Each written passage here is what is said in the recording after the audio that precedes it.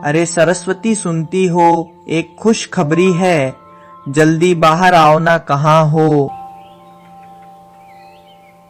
अरे आ रही हूँ। क्यों गला फाड़ रहे हो? ऐसा क्या हो गया? अरे बात ही कुछ ऐसी है, मुझे काम मिल गया। हाँ तो उसमें क्या हुआ? एक दिन काम मिलता है और 10-15 दिन खाली बैठे रहते हो। हाँ, पर जो मुझे अब काम मिला है वह तक से बिना दिन का काम नहीं है, पूरे 3 महीने का काम है। ऐसा कौन सा काम मिल गया है जी आपको कि आपको 3 महीने तक काम करना होगा? हमारे गांव में एक हनुमान जी का मंदिर है, पर राम जानकी का मंदिर नहीं है। हमारे गांव में बहुत बड़ा मंदिर बनाया जा रहा है राम जानकी का। अरे वाह, ये तो बड़ी खुशी की बात है जी। इसी खुशी में आज मैं खीर पूड़ी बनाती हूँ। यहाँ 2 वक्त का खाना नसीब नहीं होता और तुम खीर पूरी बनाने की बात कर रही हो। अरे आप उसकी चिंता मत करो, मेरे पास थोड़ी मुद्राएं हैं जिससे हम खीर तो खा ही सकते हैं। और 3 महीने का काम मिला है, तब तक आप इतना तो कमा ही लोगे कि हम 56 भोग खा सकें। 56 भोग का तो पता नहीं, पर इतना तो कमा ही लूंगा, थोड़ी गरीबी कम हो सके। अच्छा, तो अब मैं काम पर चलता हूँ। तुम रात में खीर पूरी बना के रखना, साथ में खाएंगे। इतना कहते ही माधव काम के लिए निकल जाता है और वहां पहुंचकर ठेकेदार कहता है, अरे मोहन, तुम्हें काम पर टिकना है या नहीं? पहले दिन ही इतना लेट, मैं किसी और को रख लूं? अरे नहीं नहीं ठेकेदार जी, बस आज आप माफ कर दो, कल से मैं समय से पहले ही पहुंच जाऊंगा पक्का। ठीक है, काम पर लगो। काम पर तो लेट आए हो, पर काम ठीक से करना। जी मैं मन लगाकर काम करूंगा। मोहन इतना कहकर वहीं काम पर लग जाता है और दूसरी तरफ सरस्वती बाजार जाकर खीर लेने जाती है। आज तुम इतने दिन बाद यहाँ, माफ करना, आज तुम्हारे लिए कीड़े लगे। सस्ते चावल नहीं है, लेने हैं तो ये अच्छे चावल ही लो। अरे नहीं, आज मैं खीर के चावल लेने आई हूँ। खीर के चावल कहीं डाका डाला है क्या? तुम्हें पता है ना, 100 ग्राम चावल का दाम 30 तांबे के सिक्के हैं। जी मुझे पता है, और इसीलिए मैंने इतने दिनों से सिक्के इकट्ठा भी किए हैं। आज मेरे पति को 3 महीने के लिए काम मिला है। इसी खुशी में आप मुझे 50 ग्राम खीर के चावल दे दो, और ये रहे 20 तांबे के सिक्के। अच्छा, तो ऐसी बात है, यह लो खीर के चावल। फिर राधा खीर के चावल लेकर अपने घर निकल जाती है। वहीं दूसरी तरफ राम जानकी की तस्वीर आ जाती है। लो, ये मूर्ति मेरे घर जाकर रख दो। एक बार मंदिर का काम पूरा हो जाए, मूर्ति पूजा करके मंदिर में स्थापित कर देंगे। पर याद रखना, ये मूर्ति बहुत कीमती है, इसे कुछ होना नहीं चाहिए। जी ठेकेदार साहब, मैं मूर्ति को रख देता हूँ। माधव उस मूर्ति को ले जा ही रहा था कि बीच में एक केले के छिलके पर पैर फिसल जाता है और माधव मूर्ति के साथ गिर जाता है और मूर्ति भी टूट जाती है। हे भगवान, ये तूने क्या किया गधे? तुझे अंदाजा भी है तूने कितनी कीमती मूर्ति तोड़ दी? माफ कर दीजिए ठेकेदार जी, किसी ने बीच में ही केला खाकर उसका छिलका यही फेंक दिया। मैंने देखा नहीं और मेरा पैर फिसल गया तो मैं गिर गया, इसमें मेरी कोई गलती नहीं है। क्या मेरी गलती है? तुझे मैंने कहा था कीमती मूर्ति है, इसे कुछ होना नहीं चाहिए, पर तेरे जैसा मंदबुद्धि इंसान ये बात समझ ही नहीं पाया। मुझे माफ कर दीजिए, आगे से ऐसी गलती कभी नहीं होगी। आगे से तुझे काम दूंगा तब ना, आज ही मैं तुझे काम से निकालता हूँ। और हाँ, यहाँ जो मूर्ति जो तूने तोड़ी है इसके पैसे भी तू देगा। अगर नहीं दे पाया तो तुझे और तेरी पत्नी को दोनों को गांव से निकाल देंगे। ठेकेदार के मुंह से यह बात सुनकर मोहन रोने लगा और गिड़गिड़ाने लगा। यह क्या हो गया मुझसे मेरी पत्नी को? जब मैंने कहा था कि मुझे काम मिल गया तो वह कितनी खुश थी। अभी तो बेचारी मेरे लिए खीर बनाकर बैठी होगी, इस आस में कि मैं घर पैसे लेकर आऊंगा और हम दोनों साथ बैठकर खीर पूरी खाएंगे। हे भगवान, अब मैं घर कैसे जाऊं? बेचारी मेरी पत्नी मेरी राह देख रही होगी। अब तो वह खीर मेरे गले से नहीं उतरेगी। क्या मुंह लेकर मैं घर जाऊं? भगवान, आप ही कुछ करो, वरना मैं यही अपनी जान दे दूंगा। ऐसा कहकर मोहन भगवान के सामने अपना सर पटकने लगता है और पटकते पटकते बेहोश हो जाता है। दूसरी तरफ बहुत देर हो जाती है और मोहन घर नहीं पहुंचता। कितनी देर हो गई है, अब तक नहीं आए। खीर भी ठंडी हो चुकी है। इतना भी क्या काम करना?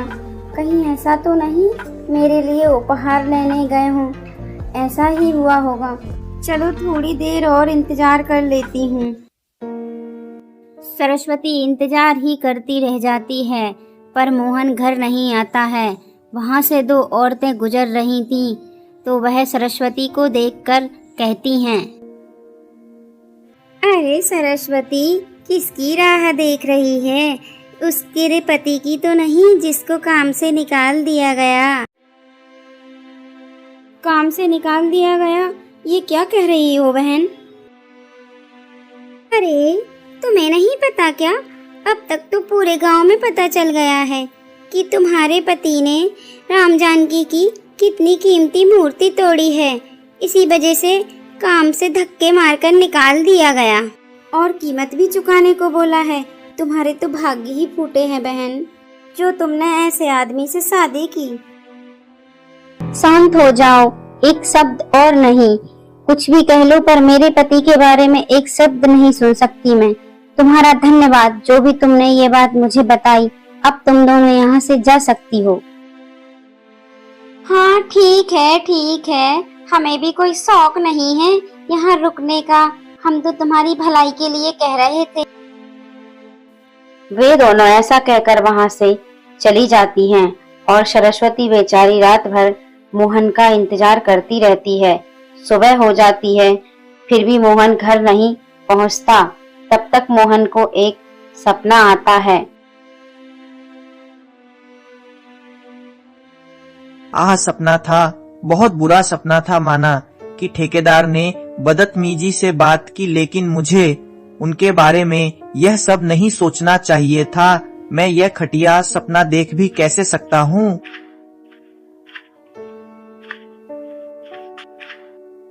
अरे बेटा, तुम यहाँ क्या कर रहे हो? रात भर यही सोए थे क्या? हाँ पंडित जी, वह थोड़ी आंख लग गई थी। लेकिन बेटा, तुम्हें यहाँ नहीं होना चाहिए। तुम्हारी पत्नी रात से ही तुम्हारे लिए परेशान है। तुम्हें घर चले जाना चाहिए। पर पंडित जी, घर जाकर भी मैं क्या करता, कैसे मुंह दिखाता? हाँ, मैंने सुना तुम्हारे बारे में। कल तुम्हारे साथ बहुत बुरा हुआ, परंतु तुम चिंता मत करो। पता लगा है, जिस केले के छिलके पर तुम गिरे हो, वह छिलका ठेकेदार ने ही खाकर फेंका है। और गांव में मुखिया जी सब इसी बात पर चर्चा कर रहे हैं। देखना, तुम्हारे पक्ष में ही बात आएगी। मोहन पंडित जी को अपने सपने के बारे में बता ही रहा था, तब तक गांव में से चिल्लाने की आवाज आती है।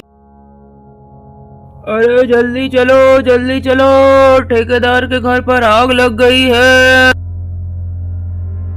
देखिए गांव वालों, यही है वो मोहन जिसने मेरे घर पर आग लगाई है। तू तो नहीं बचेगा। देख अब मैं तेरा क्या हाल करता हूँ। नहीं ठेकेदार जी, मैंने यह सब नहीं किया। मैं तो मंदिर में सो रहा था। क्या? हाँ, तेरा घर नहीं था जो तू मंदिर में सो रहा था? अब पकड़ा गया तो बहाने बना रहा है। ठेकेदार और मोहन आपस में बात कर ही रहे होते हैं।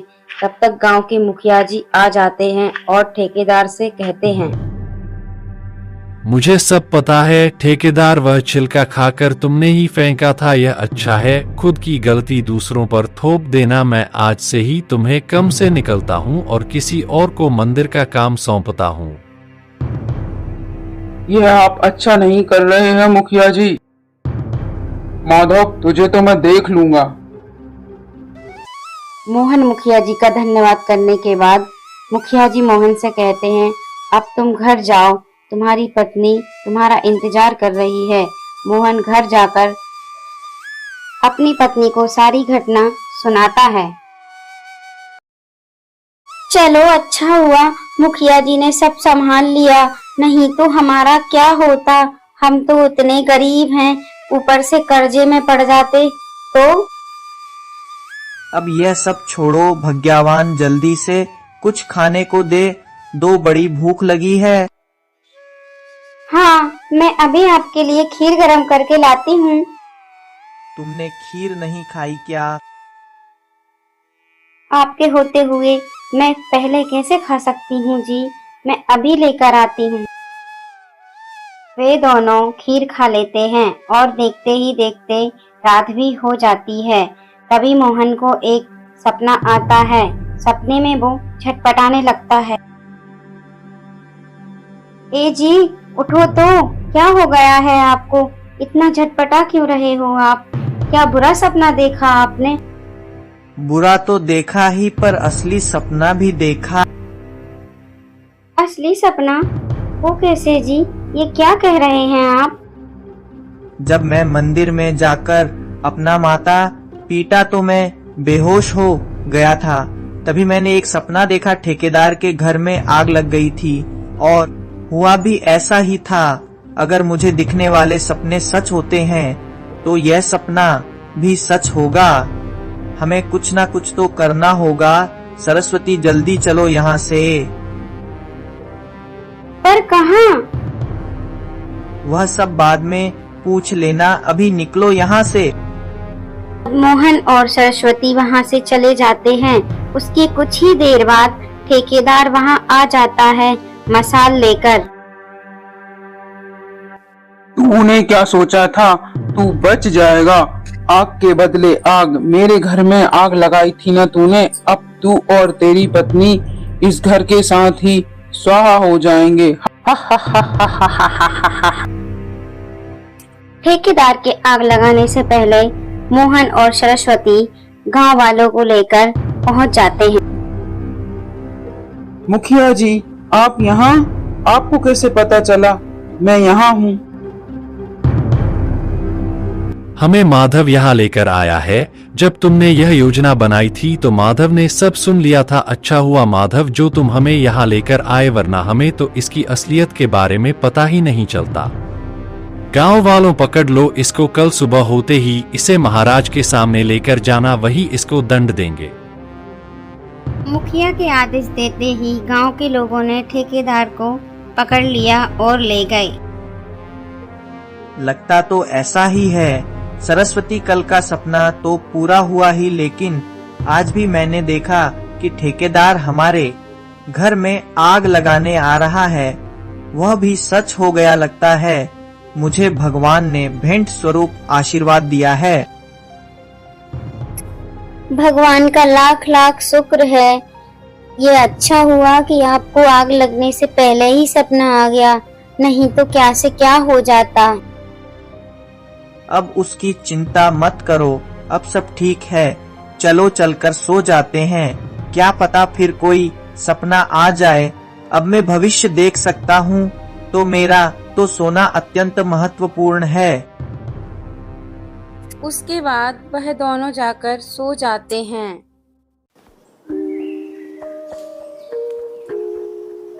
ए जी, सुबह हो गई, अब तो उठ जाओ कि दिन भर सपने ही देखते रहोगे।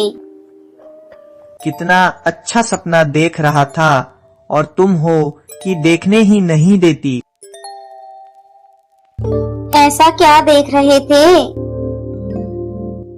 यही कि हम दोनों अमीर हो गए हैं। हम दोनों के हाथ खजाना लगा है और हमारा जीवन ऐसा नहीं रहा जैसा कि है, पर अफसोस यह तो बस एक सपना है और सपना कहाँ सच होते हैं। तो क्या अब हम सच में अमीर हो जाएंगे? यह कैसी बात कर रही हो सरस्वती, मैंने कहा ना यह बस एक सपना था। पर आपको तो सच के सपने आते हैं ना? अरे हाँ, जो भी मैंने 2 दिन से सपने देखे सारे सच हो रहे, इसका मतलब है यह सपना भी जरूर सच होगा। तो फिर जल्दी बताइए ना, आपने वो खजाना कहाँ देखा है? हम लोग वहाँ चल के वो खजाना बाहर निकालेंगे। मोहन सरस्वती को उस खजाने के बारे में बताता है। वह खजाना एक बंजर जमीन के नीचे गड़ा हुआ रहता है। इतना कहते ही दोनों खजाना ढूंढने के लिए निकल पड़ते हैं। बहुत देर खोजने पर भी वह जमीन नहीं मिलती है। पक्का आपने यही सपना देखा था ना जी? अरे हाँ, मैंने देखा तो यही सपना था। तो फिर वो जमीन मिल क्यों नहीं रही है? अब क्या हम दूसरे गांव में खोजें? पर अभी भी एक जमीन बची हुई है, चलो उसे भी चलकर देखते हैं, क्या पता मिल जाए। उसके बाद मोहन और सरस्वती उस जमीन को खोजने के लिए निकल जाते हैं और वहां जाकर सच में एक उन्हें अजीब सा सूखा पौधा लगा हुआ मिलता है। वह देखो सरस्वती, मैंने कहा था ना एक पौधा है वहाँ मैंने जिसे सपने में देखा था। चलो चलो चलकर देखते हैं। वे दोनों पौधे को हटाकर वहां खोदना चालू कर देते हैं और खोदने के बाद वहां देखते हैं तो एक संदूक रखा हुआ होता है जिसमें बहुत सारी स्वर्ण मुद्राएं छुपी हुई होती हैं। हे भगवान, इतनी सारी स्वर्ण मुद्राएं, इतनी तो मैंने अपने सपने में भी नहीं देखी। ये सच है या सपना? सरस्वती, ये सपना ही तो है जो पूरा हो गया। अब हमें गरीबों वाली जिंदगी नहीं जीनी पड़ेगी जिसमें हमें 2 वक्त का खाना नसीब नहीं होता था। हाँ वो तो है, पर इतनी सारी स्वर्ण मुद्राएं लेकर गांव जाएंगे तो गांव वालों को शक नहीं हो जाएगा कि जो कल तक इतने गरीब थे आज इतने रातों रात अमीर कैसे हो गए? कहीं हमारी स्वर्ण मुद्राएं हड़प ली उन लोगों ने तो? हाँ, बात तो तुमने सही कही सरस्वती। हम इस गांव से ही चले जाते हैं। गांव से ही चले जाते हैं? ये क्या बोल रहे हैं जी? और नहीं तो क्या, अगर हम यहाँ रहेंगे तो गांव वाले हमें इतनी सारी स्वर्ण मुद्राओं के साथ रहने नहीं देंगे, और अगर हम दूसरे गांव जाएंगे तो किसी को भी पता नहीं चलेगा क्योंकि हमें कोई पहचानता ही नहीं। सारे लोग हमें शुरू से ही अमीर समझेंगे और वहाँ हम शांति से रहेंगे। मोहन और सरस्वती वो खजाना लेकर दूसरे गांव निकल जाते हैं और अपना जीवन हंसी खुशी के साथ गुजारने लगते हैं।